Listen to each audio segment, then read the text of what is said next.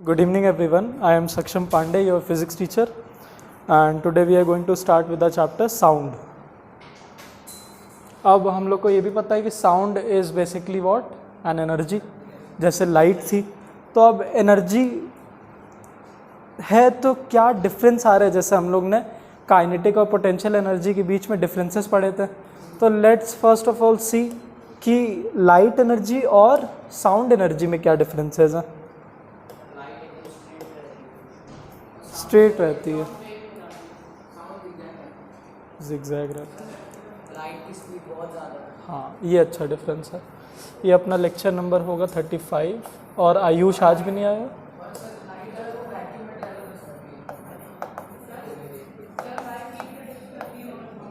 Lecture 35 chapter sound. हाँ जी, यहाँ पे लिख रहे हैं हम लाइट एनर्जी और यहाँ पे साउंड एनर्जी.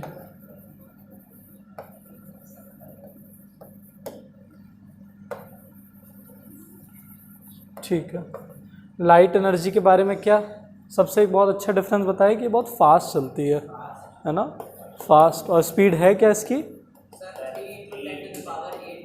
हाँ, और इसकी क्या है? हाँ, 40 मान लेते हैं, but in the medium air. Water में अलग हो जाती है, 1440 चली जाती है वो. Slow, very slow comparatively. 340 metre per second in air. हाँ, और लाइट से हीट निकलती है, वो कन्वर्जन है, वो इससे भी निकाल सकते हैं. हाँ, ये बहुत अच्छा है, ये बहुत अच्छा डिफरेंस है. Can travel in vacuum.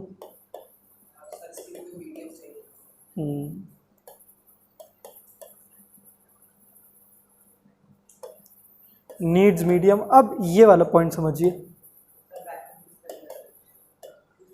O VACCUM है, लेकिन स्पेलिंग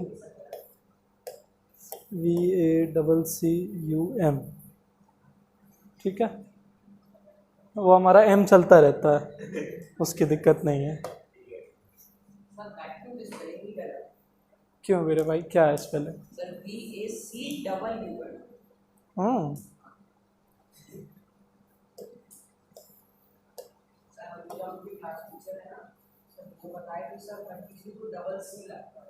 हाँ, वैक्यूम.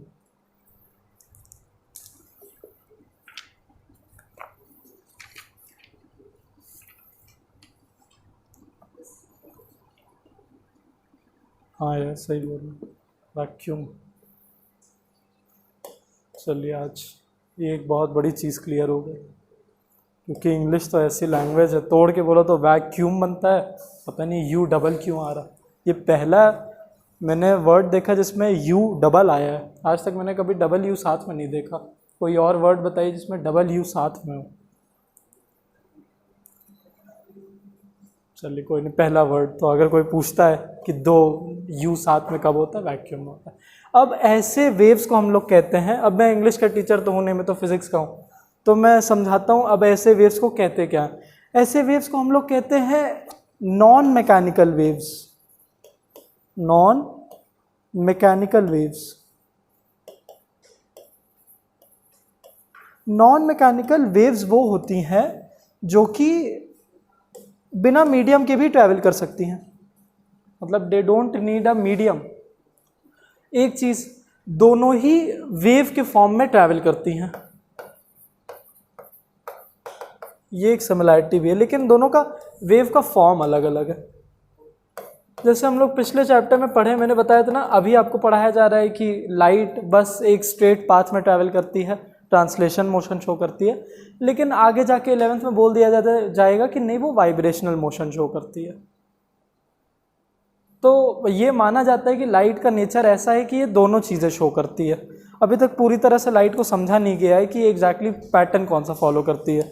दोनों के बीच में कुछ सिमिलैरिटी वो वेव्स की दिखाती है, कुछ वो ट्रांसलेशनल मोशन की दिखाती है. वेव को भी डिस्कस करते हैं कि वेव होता क्या है, पहले इसके डिफरेंसेस समझते हैं. तो नॉन मैकेनिकल वेव समझ में आया. नॉन मैकेनिकल वेव्स वो होती हैं जिनको कोई मीडियम की ज़रूरत ना हो, और जिनको मीडियम की ज़रूरत होती है उनको हम लोग कहते हैं मैकेनिकल वेव्स. जैसे sound can never travel in vacuum ना, it always needs a medium, air, water, even solids. सबसे ज़्यादा स्पीड ऑफ साउंड किस में होगी? सॉलिड्स में होगी, है ना। क्योंकि इसका रीज़न भी समझते हैं, मैकेनिकल वेव्स। तो ये पहले तो लिख लीजिए, ये दोनों पॉइंट उतारिए और मैकेनिकल वाला पॉइंट लिखिए। ये बहुत बार पूछा जाता है कि what are mechanical waves. Mechanical waves छोटा सा लिख लीजिएगा, बाकी बुक से डेफिनेशन देखिएगा, प्लस लिख दीजिए नीड मीडियम, और नॉन मैकेनिकल में wave doesn't need medium.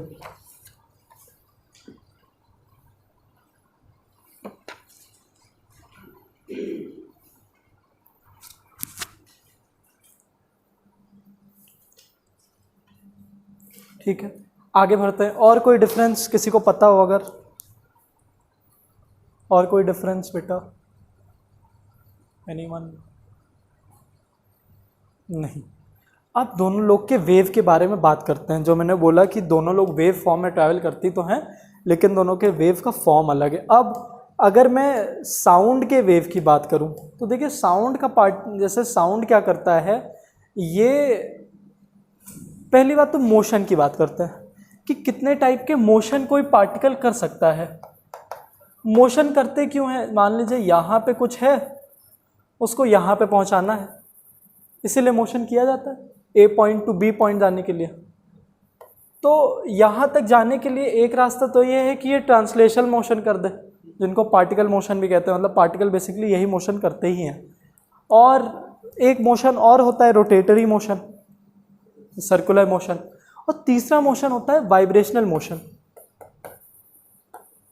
Vibrational motion, इसी को ऑस्किलेटरी मोशन भी कहते हैं, टू एंड फ्रो मोशन भी कहते हैं। ठीक है, वाइब्रेशन क्या होती है? कोई मान लीजिए ये मेन पॉइंट है, इसी के अराउंड एक पार्टिकल घूमे पड़ा है, ये ऐसे जाएगा, ऐसे जाएगा, ऐसे जाएगा, ऐसे जाएगा, और अल्टीमेटली इसका डिस्प्लेसमेंट कितना हो जाएगा? 0 हो जाएगा। मतलब ये यहाँ से स्टार्ट करेगा, यहाँ यहाँ यहाँ यहाँ, और फिर यहीं पे आ जाना है इसको। इनमें तो डिस्प्लेसमेंट हो रहा है, तो यहाँ से यहाँ चला गया, तो जो भी यहाँ की डिस्प्लेसमेंट है वही हो गया इसका डिस्प्लेसमेंट। लेकिन यहाँ पे डिस्प्लेसमेंट क्या हो जाता है? 0। क्यों? इनिशियल और फाइनल पोजीशन एक हो जाती है। अब बात करते हैं साउंड कैसे ट्रैवल करती है। साउंड इसी मोशन का सहारा लेती है। वो क्या करती है? कोई भी पार्टिकल हो, मान लीजिए उसको, जैसे यहाँ पे कोई सोर्स है और यहाँ पे लिसनर है, ये कोई स्पीकर है, तो ये स्पीकर क्या करेगा? ये यहाँ पे पूरे, हम लोग ने ये भी देखा कि इसको कोई मीडियम चाहिए। अब मीडियम की न्यू यूज़ क्यों है उसको? क्योंकि मीडियम क्या होते हैं? मीडियम इज़ बेसिकली जिनके पास एटम्स हो, हाँ, मॉलिक्यूल्स हो। तो यहाँ पे मॉलिक्यूल रहेंगे, ऑब्वियसली आप उन्हें नहीं देख पाएंगे एयर में। तो ये क्या करेगा? ये इस मॉलिक्यूल को एनर्जी देगा। कैसी एनर्जी? एक वेव फॉर्म की एनर्जी देगा। तो ये वाइब्रेशनल मोशन शो करने लगेगा। ये अपने ही पॉइंट पे ऐसे घूम जाएगा, ये ऐसे। ये बार बार क्यों ऐसा हो जा रहा है? ऐसे वाइब्रेट करेगा। अब इसके वाइब्रेट होने से क्या होगा? इसको वाइब्रेशन मिल जाएगी। ये वाइब्रेट किया, ये वाइब्रेट किया, ये वाइब्रेट किया, ऐसे कर करके ये वाइब्रेशन की वजह से एक वेव प्रोड्यूस हो जाएगी, और वो वेव इस एनर्जी को यहाँ से यहाँ लेके जाएगा। हाँ, इसीलिए यहाँ पे सबसे ज़्यादा साउंड सुनाई देगी आपको। जितना दूर जाते जाएंगे उतना कम। अब एक पार्टिकल की बात करते हैं। अगर ये एक पार्टिकल है, सिर्फ एक पार्टिकल इसका उठाएं, तो इसने ऐसा मोशन शो किया अपने मीन पॉइंट पे, ये ऐसे ऐसे गया। दूसरा पार्टिकल, ये इसने भी सेम मोशन शो किया अपने मीन पॉइंट पे, और इसकी जो वेव बनी उसका डायरेक्शन भी कुछ ऐसे ही बना। तो ऐसी वेव्स को हम लोग कहते हैं लॉन्गिट्यूडनल वेव्स। ये 9th में आप लोग पढ़े होंगे लॉन्गिट्यूडनल वेव्स, लेकिन मतलब नहीं समझे होंगे उस क्लास में। तो लॉन्गिट्यूडनल वेव्स क्या होता है, जब when the motion of the particles is in the same direction of the wave, that is called longitudinal wave. अब इसमें इसका जो मोशन है वो सेम डायरेक्शन में है, मतलब ये घूम तो ऐसे ही रहा है, वो तो क्योंकि इसका वाइब्रेशनल मोशन है इस वजह से पीछे आ रहा है, वरना जब सोर्स इसको दिया गया तो ये तो आगे ही गया, इसने अपना मोशन तो आगे ही शो किया, फिर तो वो अपने मीन पोजीशन पे आ जाने वाला है। क्यों? क्योंकि ये वाइब्रेशनल मोशन है। वाइब्रेशनल मोशन, वाइब्रेशनल मोशन अगर एक पॉइंट में मतलब इसको डिस्क्राइब करना हो तो कैसे कर देंगे, इसमें डिस्प्लेसमेंट जीरो होता है। कोई ऐसा मोशन जिसमें डिस्प्लेसमेंट जीरो हो, कौन सा मोशन है वो? बहुत एमसीक्यू का एक क्वेश्चन आ सकता है, name a motion in which the displacement is zero, vibrational motion. और अब लॉजिक समझ में आ रहा है क्योंकि वो वाइब्रेट करके अपनी मीन पोजीशन पे आने वाला है। ठीक है, तो ऐसी वेव्स को क्या कहते हैं हम लोग? Longitudinal waves. और साउंड कैसी वेव हुई? Longitudinal wave. यही है साउंड के वेव का फॉर्म। साउंड वेव्स कैसी वेव्स होती हैं? Longitudinal waves. क्यों? क्योंकि इनका जो मोशन ऑफ द पार्टिकल होता है, नहीं, हाँ, in the direction of motion. अब हमारा देखिए मोशन, तो अब जो लाइट है वो भी वाइब्रेशनल मोशन से ही चलेगी आगे। लाइट भी ऐसा नहीं है कि कोई और मोशन, वो भी ट्रांसलेशनल मोशन नहीं शो करेगी, लेकिन उसके मोशन दिखाने का तरीका कुछ और होगा। वो क्या करेगी? वो अपने मेन पॉइंट पे अप एंड डाउन मूव करेगी, अपने मेन पॉइंट पे अप एंड डाउन मूव करेगी, और जो इसकी वेव होगी ये सीधी जाएगी। तो इसका मतलब इसके मोशन और वेव के बीच में एक 90 डिग्री बनेगा, और ऐसी वेव को हम लोग कहते हैं ट्रांसवर्स वेव। क्या कहते हैं? Transverse wave. तो ये वेव का फॉर्म होता है लाइट वेव का। लाइट वेव कैसी वेव्स होती हैं? Transverse wave. अब इस दोनों को एग्जाम्पल समझते हैं, जैसे कि ये मोशन ऑफ द पार्टिकल है, ये मोशन है पार्टिकल का, वाइब्रेशनल मोशन ही है, देखिए डिस्प्लेसमेंट जीरो होना है इस केस में भी, और ये वेव है। तो जिसमें वेव और मोशन ऑफ द पार्टिकल के बीच में 90 डिग्री बने, वैसे वेव्स को हम लोग कहते हैं ट्रांसवर्स वेव। अब दोनों को एग्जाम्पल समझते हैं, जैसे कि अगर पहले तो लॉन्गिट्यूडनल वेव समझते हैं, इसको समझना बड़ा आसान है, इसीलिए अभी आपको वेव कॉन्सेप्ट नहीं पढ़ाया जाता है लाइट का, क्योंकि ट्रांसवर्स वेव समझना थोड़ा मुश्किल होता है। अब लॉन्गिट्यूडनल वेव क्या होती है? जैसे कि आप लोग ऐसे लाइन में खड़े हो, आपने सामने वाले को धक्का दिया, वो आगे गिरेगा, आगे गिरेगा, आगे गिरेगा, तो आप अपने डिस्प्लेसमेंट तो जीरो किए, आप तो अपनी जगह पे गए, तो आपने वाइब्रेशनल मोशन शो किया, ऐसे करके आगे, तो ये वाइब्रेशनल ही तो है। अब उसकी वजह से आपकी वेव चल गई आगे, लॉन्गिट्यूडनल। और अच्छा एग्जाम्पल, साइकिल जब स्टैंड में खड़ी होती है, एक साइकिल गिरा दो सब गिर जाए। डोमिनोज जो होते हैं, पिज्ज़ा नहीं, हाँ, उसको एक मारो तो पूरा चलता चला जाएगा, तो वो सब क्या है? लॉन्गिट्यूडनल वेव्स के एग्जाम्पल है वो, कि उसमें मोशन जो पार्टिकल का है वो in the direction of wave है। ट्रांसवर्स का कोई एग्जाम्पल?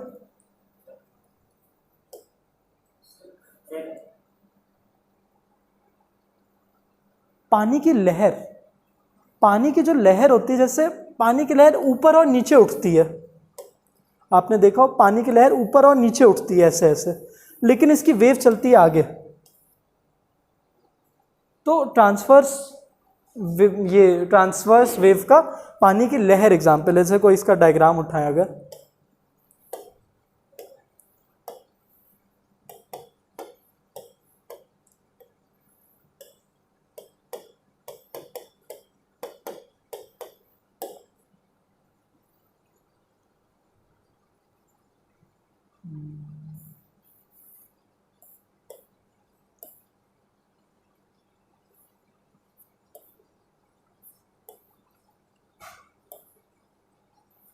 इसमें तो कोई अच्छा एग्जाम्पल दिया नहीं है, चलिए एक और अच्छा एग्जाम्पल दिखाते हैं।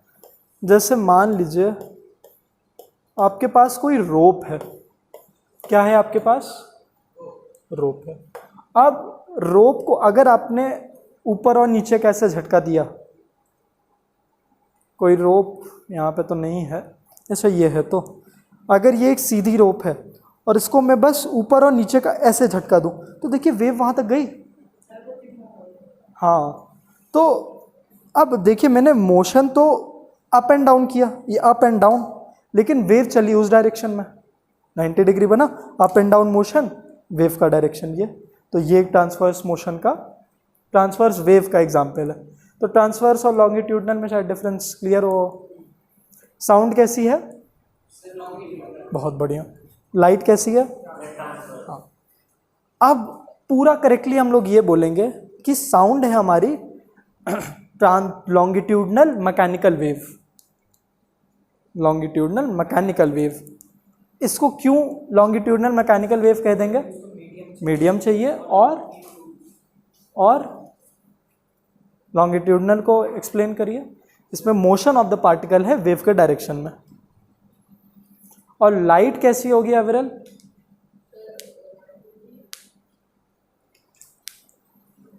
हर्ष, ट्रांसवर्स आगे, हाँ non mechanical, transverse non mechanical waves.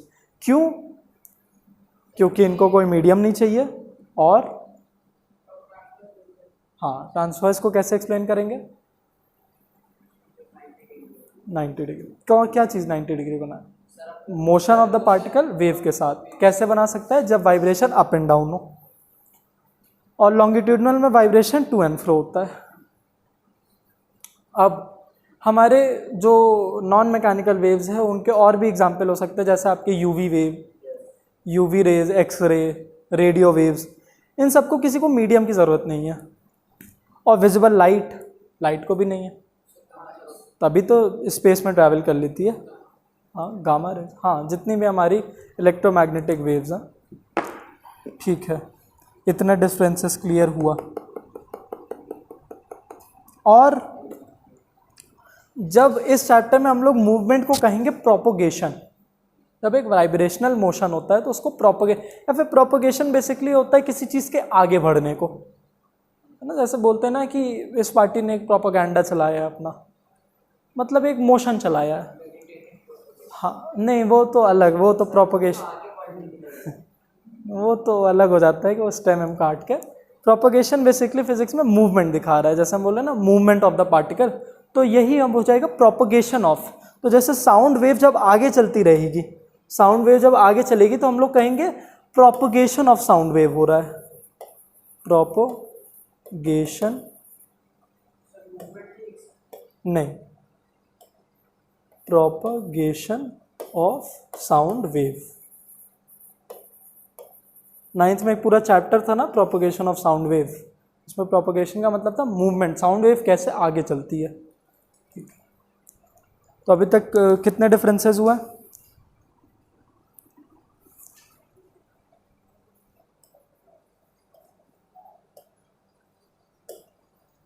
हाँ, फास्ट हो गया, नॉन मैकेनिकल।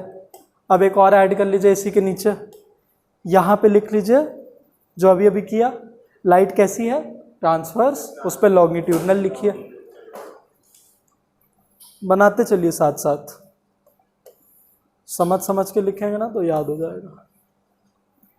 और लास्ट एक पॉइंट और लिखिए, जैसे कि जो हमारी लाइट होती है जब वो मीडियम अपना चेंज करती है, मतलब जब वो वाटर में घुसेगी तो उसकी स्पीड क्या हो जाएगी? कम हो जाएगी। वेयर साउंड की बढ़ जाएगी, है ना। हाँ, और फिर उससे ज़्यादा बढ़ जाएगी सॉलिड में। इनके वेव, जो वेव का फॉर्म है, क्योंकि ये अलग है इस वजह से डिफरेंसेस आते हैं।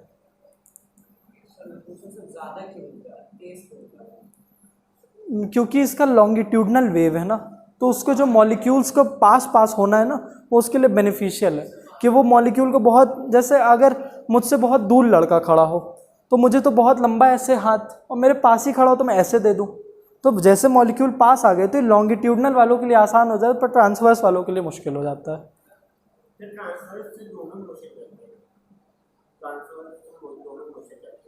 मतलब नहीं, ऐसे नहीं करती है, ऐसे तो वेव जाती है, वो पीछे नहीं आती है। वेव ऐसे जाएगी, मोस्ट जो पार्टिकल होगा वो अप एंड डाउन जाएगा, तो वो दोनों नहीं शो की। वेयर एज लॉन्गिट्यूडनल में जो पार्टिकल है वो भी ऐसे जाएगा, वेव भी ऐसे जाएगी ट्रांसवर्स में। हाँ ठीक है, तो यहाँ पे लाइट में लिख लीजिए कि इट्स स्पीड या फिर वेलोसिटी रिड्यूसेस। हाँ ज़्यादा सुनाई देगा, हाँ ज़्यादा लाइट, अरे स्पीड ज़्यादा तेज़ ट्रैवल करेगी, साउंड ज़्यादा तेज़ ट्रैवल करेगी। जैसे फॉर एग्जांपल ये हम लोग जब रेलवे स्टेशंस पे होता है, जैसे बहुत पहले तो होता था, अब तो टेक्नोलॉजी तो आगे बढ़ गई है, जब ट्रेन को पता करना होता था कि आ रही है कि नहीं, तो लोग कान लगा देते थे अपने ट्रैक पे, तो एयर में नहीं सुनाई देगी साउंड, लेकिन क्योंकि वो सॉलिड मीडियम है तो उसमें ज़्यादा तेज़ ट्रैवल करेगी। हाँ, तो बहुत दूर से ट्रेन दिख भी नहीं रही है पर उसकी साउंड आने लगेगी। तो जैसे sound of speed of sound in water is 1440 metre per second. बताइए, उसमें 340 ट्रैवल कर रही थी, इसमें 1440 कर रही है। और इसकी वाटर में क्या स्पीड हो जाती है? 2.25 इंटू 10⁸ मीटर पर सेकेंड। ठीक है, ये लास्ट पॉइंट हुआ।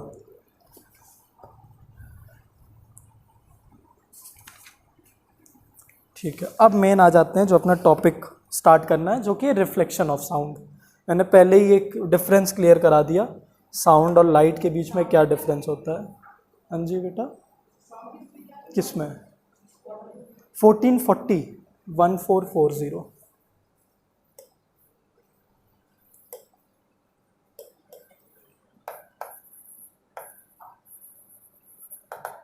रिफ्लेक्शन ऑफ साउंड वेव्स, या फिर सिर्फ साउंड भी बोल सकते हैं।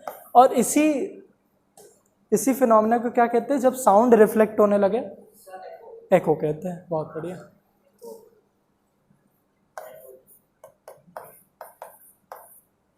एको किसी ने रियल लाइफ में नोटिस किया है?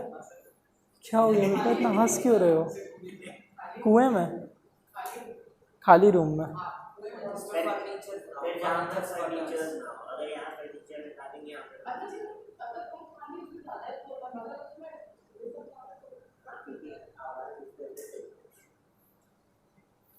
मतलब आवाज़ उसके अंदर चली जाती, फर्नीचर के अंदर। फर्नीचर के भी कान होते हैं ना, फर्नीचर के भी कान होते हैं ना। चलिए देखते हैं कि क्या कंडीशन होनी चाहिए एको की, फर्नीचर होना चाहिए कि नहीं, क्या फ़र्क आ रहा है फर्नीचर से। कंडीशंस फॉर एको। एक तो बेंटन का एलियन भी तो था, एको।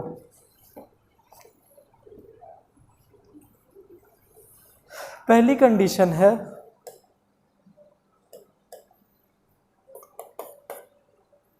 साइज ऑफ द ऑब्स्टिकल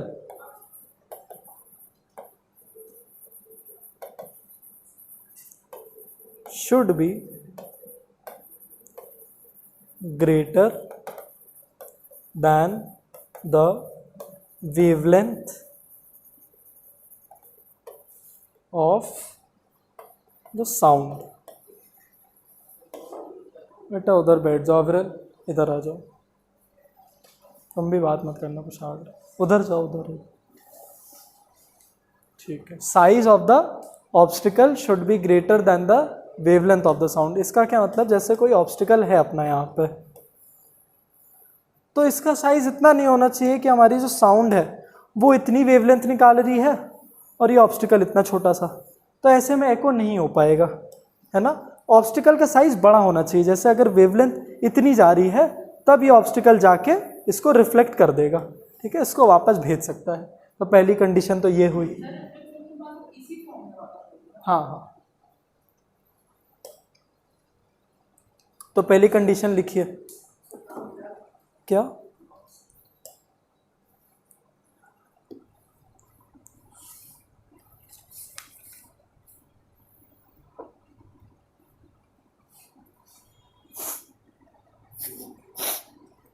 दूसरी कंडीशन लिखिए इंटेंसिटी ब्रैकेट में energy of sound should be sufficient. ये तो बहुत छोटी सी बात है।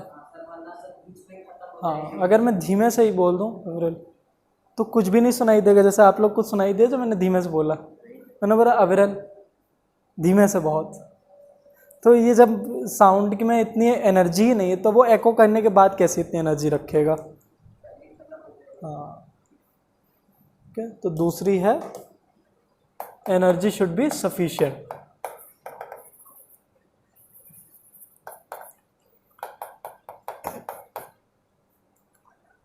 तीसरी कंडीशन, ये सबसे इंपॉर्टेंट कंडीशन, ये सबसे इंपॉर्टेंट कंडीशन है और यही यूज़ होती रहेगी हमारे न्यूमेरिकल्स में। ये कंडीशन ये कहती है, लिख देते हैं पहले, the time gap between the original sound and the reflected sound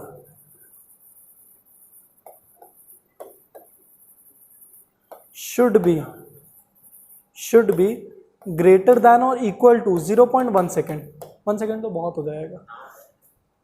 इसका क्या मतलब है, जैसे कि हम लोग ने कुछ बोला, हम लोग को ये आवाज़ सुनाई दी, अब जो रिफ्लेक्टेड साउंड आएगी इन दोनों के बीच में जो गैप होना चाहिए वो 0.1 सेकेंड से ज़्यादा होना चाहिए या फिर उसके बराबर।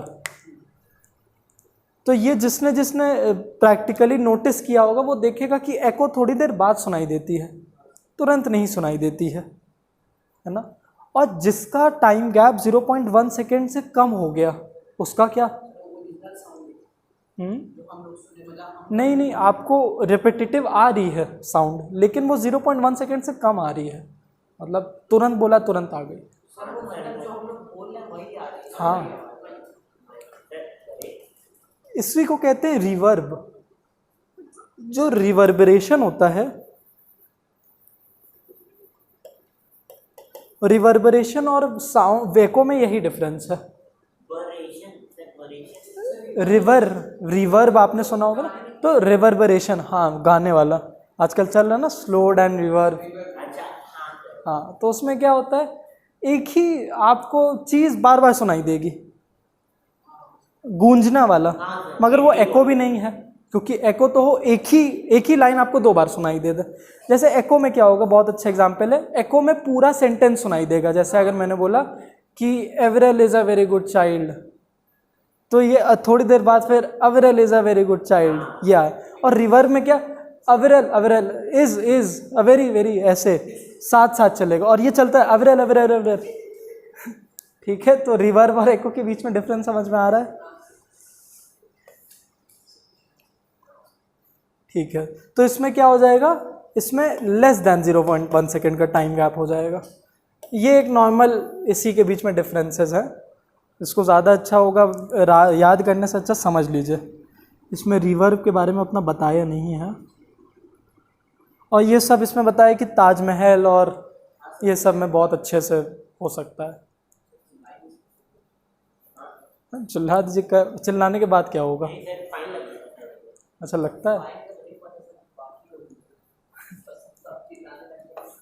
चिल्लाने के बाद बोलते कुशाग्र ने चिल्लाया, जो यहाँ पे करते हैं, खुद कुछ करके बोल देते कुशाग्र ने किया, सब मान भी जाते हैं।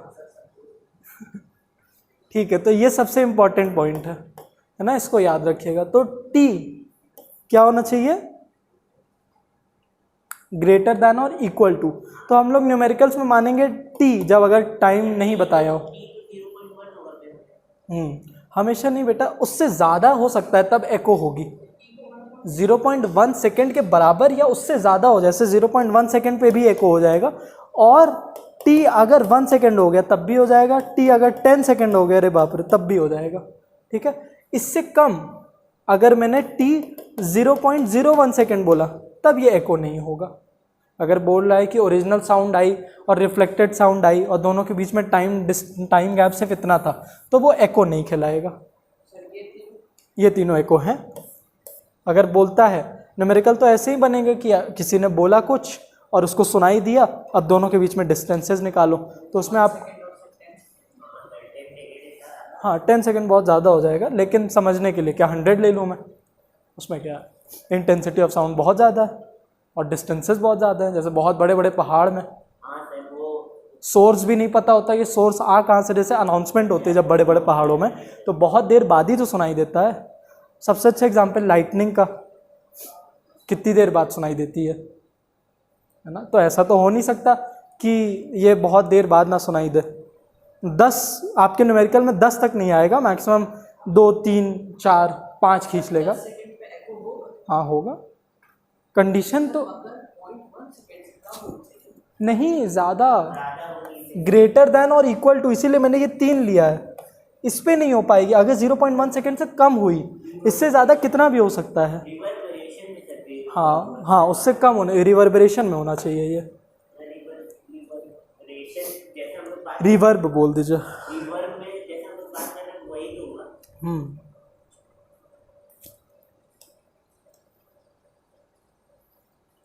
अच्छा, जैसे हम लोग बात कर रहे हैं तो हम लोग ने देखा कि पार्टिकल्स में वाइब्रेशन होना चाहिए, तो वाइब्रेशन हो कैसे रहा है, हम लोग में वाइब्रेशन कहाँ हो रहा है। हाँ हाँ, वॉइस बॉक्स में वाइब्रेशन ही तो होता है, ठीक है।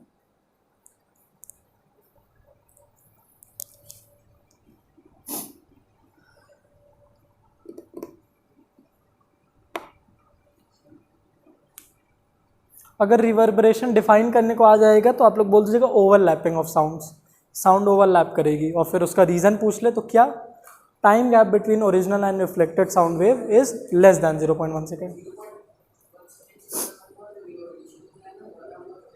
हाँ, और उसके बराबर हुआ तो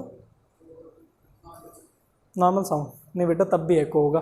देखिए साइन क्या लगा है, ग्रेटर दैन इक्वल टू का।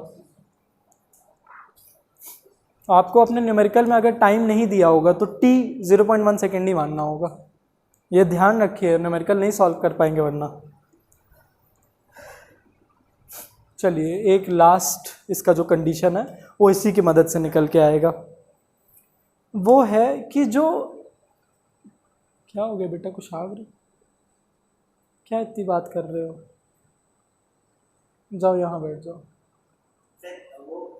नहीं वहाँ बैठ जाओ, अरे वहाँ बैठ जाओ, बैठ जाओ बेटा बैठ जाओ, वैसे ही मुझ में एनर्जी नहीं, बीच बीच में तुम भी अपना साउंड निकाल रहे हो, हमारे कान में रिवर्ब हो रहा है आपका साउंड। अरे बैठ जाओ, नहीं बोलोगे तो यहाँ बैठने में क्या दिक्कत है।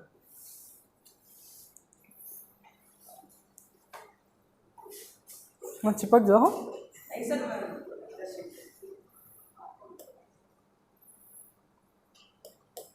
ठीक है। लास्ट है जो हमारा सोर्स ऑफ साउंड है,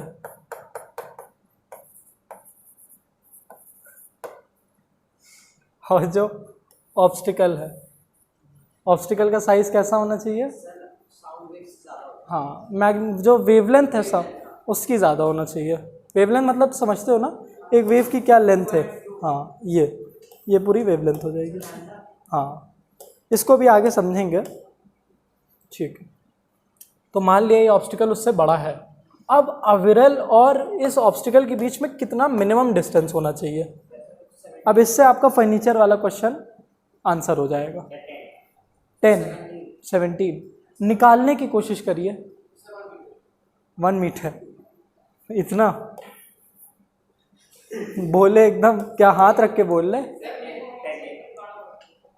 हाइट से आपके बड़े होने से 10। चलिए सबका देख लेते हैं। कुशाग्र ने बोला 10 मीटर, हर्ष ने बोला 1 मीटर, अविरल प्रक्षत, इस प्रक्षत 17 मीटर, 15 मीटर। चलिए इसको निकालने की कोशिश करते हैं।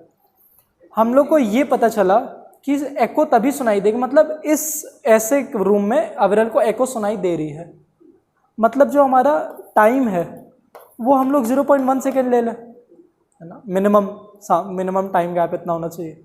और हम लोग को स्पीड ऑफ लाइट पता है, एयर में ही तो खड़े हैं, अभी पानी में तो है नहीं इनका घर। एको हो रही है, एको, रिवर्ब नहीं पढ़ेंगे आप, एको ही, मैंने बस रिवर्ब समझा दिया, ठीक है। रिवर्ब आप सिर्फ गाने में सुनेंगे, इस चैप्टर में नहीं।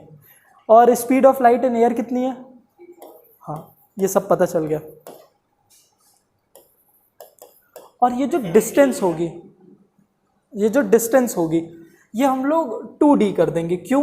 क्योंकि एक बार जाएगी वो 1D और एक बार आएगी तो ये दूसरी D, तो ये 2D हो जाएगी। तो डिस्टेंस भी पता चल गई, इज इक्वल टू 2D, है ना? हाँ बेटा 17। अब इसी को सॉल्व करें तो हमारी इसी से फॉर्मूला भी आ जाएगा। स्पीड इज इक्वल टू क्या फॉर्मूला होता है? हाँ, डिस्प्लेसमेंट अपॉन टाइम, वेलोसिटी पूछे है ना। हाँ, वैसे स्पीड ही ले लेते हैं, d अपॉन टी। अब सबकी वैल्यू देखें तो d यहाँ पे क्या हो जाएगा? 2D अपॉन टी, है ना। अब हम लोग को क्या ढूंढना है? 2D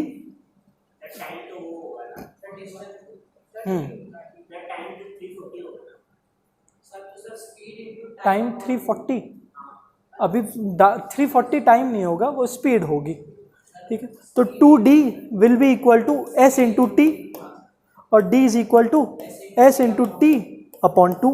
अब बस यहाँ पे ये वाला चीज़ चला है, वेलोसिटी लिया है, तो इससे भी वही चीज़ आ जाएगी। यहाँ पे स्पीड की जगह वेलोसिटी टर्म को लिया है, तो वही D is equal to V into t upon 2। अब ये फॉर्मूला क्लियर होगा। इसी से आप कुछ भी निकाल सकते हो, अपना टाइम निकाल सकते हो, वेलोसिटी, डिस्टेंस, है ना। अगर टाइम निकालना हो तो क्या फॉर्मूला बन जाएगा? 2D upon we. वी निकालना हो तो 2D अपॉन टी। मगर मैक्सिमम क्वेश्चन में डी ही, डिस्टेंस ही पूछेगा आपसे। अब सबकी वैल्यू अगर पुट करें तो स्पीड 340, है ना, वेलोसिटी दिया ही हुआ है, इंटू 0.1 अपॉन 2, तो ये इसको लेता जाएगा और ये 17। तो इस वजह से हम लोग कहते हैं कि मिनिमम डिस्टेंस होना चाहिए 17 मीटर, लेकिन ये ज़रूरी नहीं है। ये डिपेंड करेगा किस पे? बोल रहा था, बहुत बढ़िया, वेलोसिटी पे डिपेंड करेगा। जैसे अगर मैं क्वेश्चन बदल दूँ, अब इसको आपको सॉल्व करना है। व्हाट, अब मान लीजिए बस मैंने एक चीज़ में ऐड कर दी, ऐसा होना नहीं चाहिए, लेकिन किसी ने नार्निया देखा है? नार्निया, क्रॉनिकल्स ऑफ नार्निया, नहीं देखा? चलिए, हाँ, अब मान लीजिए, नहीं ऐसे नहीं, अविरल का रूम पानी में डूबा हुआ है। अविरल का रूम पानी में डूबा हुआ है, नहीं टाइटैनिक नहीं, पानी में डूबा हुआ है। अब वो यहाँ से चिल्ला रहे हैं हेल्प, और उनको वापस सुनाई दे रहा हेल्प। इनको लग रहा मुझसे भी कोई हेल्प मांग रहा है, लेकिन ये तो मेरी ही आवाज़ है। फिर इनको लगा ये तो मेरी आत्मा ही अंदर से हेल्प हेल्प चिल्ला रही, तो अंदर से रिवर्ब हो रहा, बाहर से एको हो रहा। लेकिन हम लोग उस पर नहीं जाते हैं। इनको हेल्प इन्होंने बोला और हेल्प वापस सुनाई दे दिया। अब आपको ढूंढना है कि अब ये डी की वैल्यू कितनी होनी चाहिए जब ये पानी में चिल्ला रहे हैं। और अपना ही वाला जो आपने डिफरेंस बताया था ना, किस पे डिपेंड करती है, वो दिमाग लगाइएगा। वही मैं बता रहा था, अगर नहीं पता है तो 0.1 ही लेना। याद करो, मैं लिखवाया ना इतनी बार।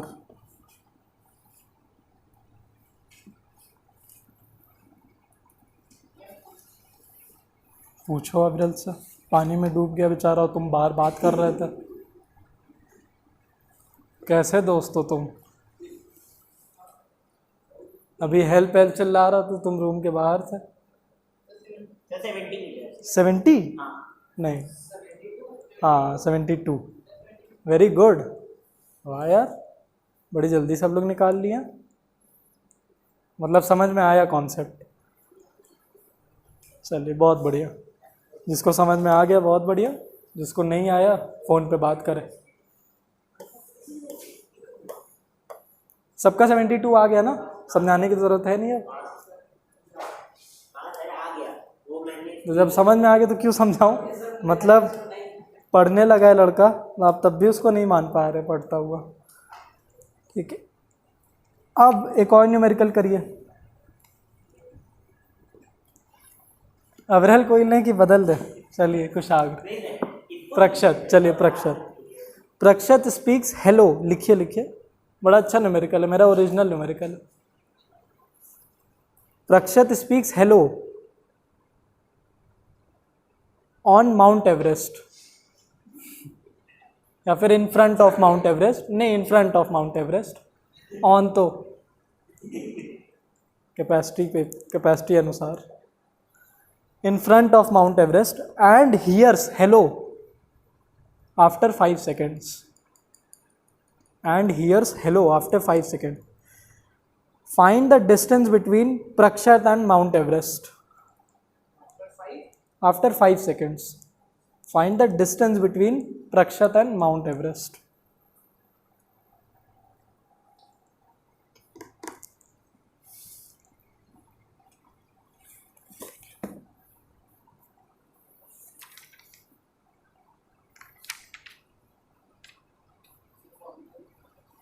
फॉर्मूला बेटा ये,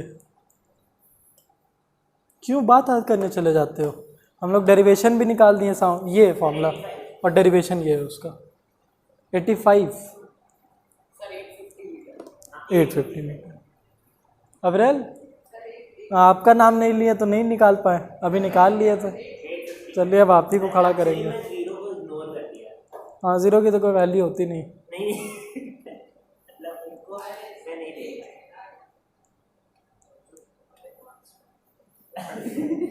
हाँ, मार्क्स के आगे लगाओ, क्या फ़र्क पड़ता है।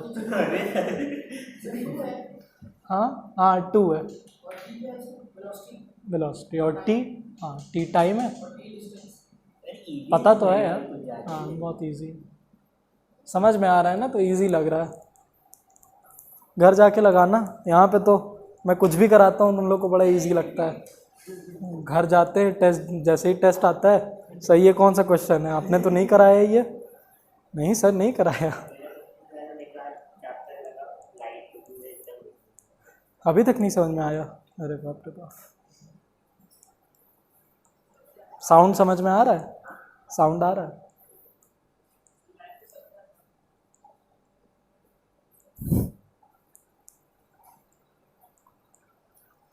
हर्ष नहीं आ रहा। चलिए एक और न्यूमेरिकल करेंगे, इससे पहले ये चैप्टर ही ख़त्म कर ले। हाँ 850 मीटर, उसको निकालना है, चलिए निकाल भी लेते हैं। देखिए ये प्रक्षत भाई साहब है हमारे, और ये हमारा माउंट एवरेस्ट है। अब इन्होंने बोला हेलो, गया, कितना आया? 300, 340, ठीक है। देखते हैं सही है कि नहीं। तो t यहाँ पे 0.1 सेकेंड, और स्पीड ऑफ लाइट क्योंकि एयर में ही चिल्ला रहा है तो 340 मीटर पर सेकेंड। बस d ढूंढना है, तो d is equal to v, हाँ t5 है। अब ये तो 17 ही हो जाता है अगर 0.1 लेते तो, अपॉन 2, 340 इंटू 5 अपॉन 2।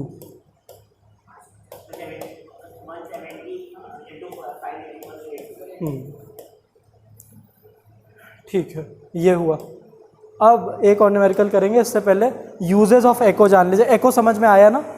एको का यूज़ हमारी डॉल्फिन्स करती हैं। डॉल्फिन्स ऐसे ही डिटेक्ट करती हैं, साउंड वाटर में एको करती हैं, जिससे भी टकरा के वापस आ जाए तो वो समझ जाती है वहाँ कोई ऑब्स्टिकल है। और जो आपका फर्नीचर वाला था, देखिए ये फर्नीचर क्या करेगा, जैसे आपके सामने कोई ऑब्स्टिकल है, अविरली को खोल ले रहे हैं, अविरली चिल्ला रहे अपने रूम में,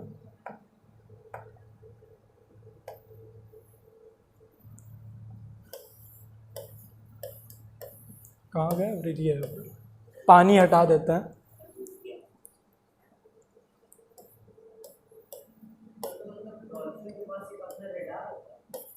हाँ मतलब उनकी साउंड, वो एकोइंग साउंड ही निकालती हैं। वो मूवी देखी होगी फाइंडिंग नीमो, उसमें एको तो सुनाई दे, वेल्स भी है ना, पर डॉल्फिन बहुत तेज़ी से करती है। डॉल्फिन तो बड़ी इंटेलेक्चुअल क्रीचर होती है। चलिए खैर, तो अविरल ने यहाँ चिल्लाया। अब जो ये ऑब्स्टिकल इनके सामने आ गया, ये क्या कर देगा, ये डिस्टेंस को छोटा कर देगा। उससे क्या, टाइम पे डिफरेंस आएगा। अब जैसे ये 17 मीटर से कम हो गई, ये इसके होने से अब ये 10 ही मीटर हुआ, और ऊपर से इसका साइज भी, तो ये तो वेव में दिक्कत लेते आएगा, ऊपर ही की वेव गई, इस वजह से आपको एकोइंग नहीं सुनाई देगी। ये आपका डिस्टेंस कम करेगा, इन रिस्पॉन्स उसका टाइम गैप कम हो जाएगा, इस वजह से फर्नीचर से नहीं सुनाई देता है। हाँ, क्या पूछ रहा है? किससे? फर्नीचर से काम क्या हुआ? जो उन्होंने क्वेश्चन पूछा ना, सर मेरे घर पे फर्नीचर है रूम में, तो मुझे एको नहीं सुनाई देती, फर्नीचर हटा देता तो सुनाई देती है। तो उसको मैंने एक्सप्लेन किया कि फर्नीचर से ये दिक्कत आती है। ठीक है, तो डॉल्फिन करती है। सोनार शिप्स में लगा होता है ना। सोनार का अपना फुल फॉर्म याद कर लीजिए, साउंड नेविगेशन एंड रेंजिंग। ये क्या करता है, नीचे की तरफ एको डालता है, कुछ भी टकरा के ऊपर आ जाए उससे डिस्टेंसेस पता चल जाता है। यही न्यूमेरिकल से ही, इस न्यूमेरिकल में भी आपके एग्जाम में सोनार का ही बोर्ड्स में बहुत बार लेता है सोनार। हाँ नहीं, एनिमी शिप्स तो नहीं, ये तो पानी के नीचे होता है बेसिकली, आइसबर्ग्स या फिर कोई ज़रूरी चीज़ हो नीचे, है ना। और सोनार से ये भी पता चलता है कि नीचे एलिमेंट कौन सा है ना। हाँ, टेक्नोलॉजी है, जैसे अलग अलग जो मीडियम्स होंगे वो अलग अलग तरीके को साउंड को रिफ्लेक्ट करेंगे, है ना, तो उसी से पता चल जाता है। अब बेचारे टाइटैनिक का यही सोनार ख़राब होगा, तो वो आइसबर्ग नहीं समझ पाया। हाँ यार, शिप्स बिना सोनार के कैसे चलेंगी? एक्चुअली हुआ क्या था, नहीं पता चला था उसको, लेकिन जो कैप्टन था वो बड़ा ईगोइस्टिक था। उस कैप्टन को क्या, कैप्टन को एक्चुअली पॉलिटिक्स हुई थी, जो बहुत पैसे वाले थे, उन्होंने बोला नहीं हमको जल्दी इंग्लैंड पहुंचना है क्योंकि शादी करानी है इसकी। हाँ, न्यूयॉर्क, ठीक है, न्यूयॉर्क पहुंचना है क्योंकि इस, अच्छा हाँ, सही बोल रहे हैं, हाँ फास्टेस्ट। तो उधर से ऑर्डर आया, पर कैप्टन ने बोला कि नहीं यहाँ पे आइसबर्ग है, इतने अंधेरे में टकरा जाएंगे। तो उसने बोला नहीं, छोटे छोटे तो हैं, उनको ये नहीं पता कि 3/4 पार्ट उनका नीचे होता है पानी के।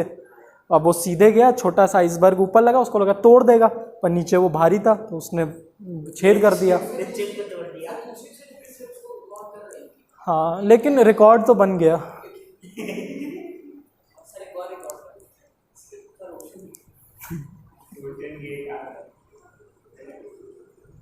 हाँ, उसके बाद ये मेडिकल फील्ड में भी एको यूज़ होता है ना?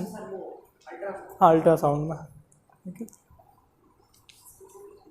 हाँ, बस एक न्यूमेरिकल और कर लो बेटा, तुम ही को अब पहाड़ के सामने खड़ा कर दे रहे हैं, तुमको बड़ी जल्दी घर जाना होता है। चलो, हर्ष को निकाल दिया गया घर से बाहर, और ये पहाड़ है तो पिंक क्यों कर रहे हैं, ब्लू कर देते हैं। पहाड़ों में चले गए, 2 पहाड़ के बीच में बैठ गए।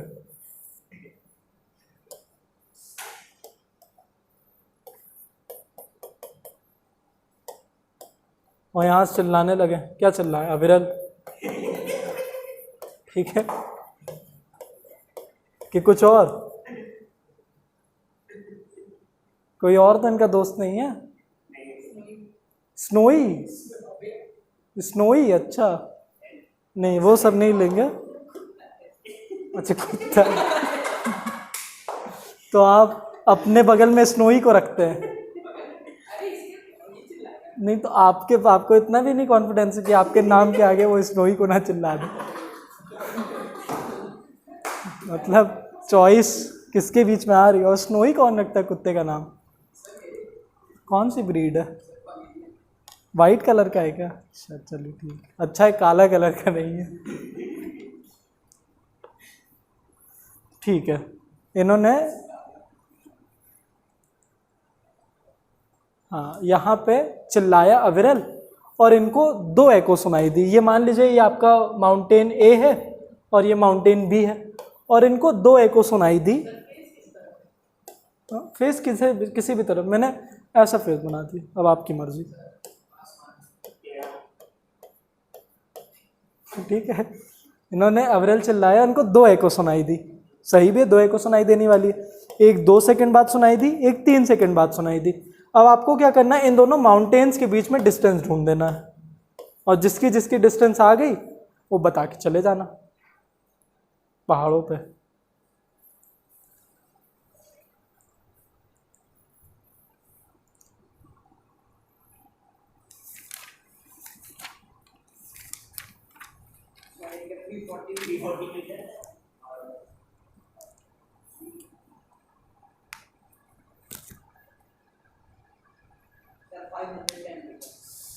टोटल डिस्टेंस कितनी आई फिर? हाँ, तो टोटल इन दोनों माउंटेन के बीच में कितनी डिस्टेंस है? इन दोनों माउंटेन के बीच में 850 का डिस्टेंस। अरे वाह, अवरल सिर्फ आपका नहीं आया क्योंकि आपको ये बुला रहा है।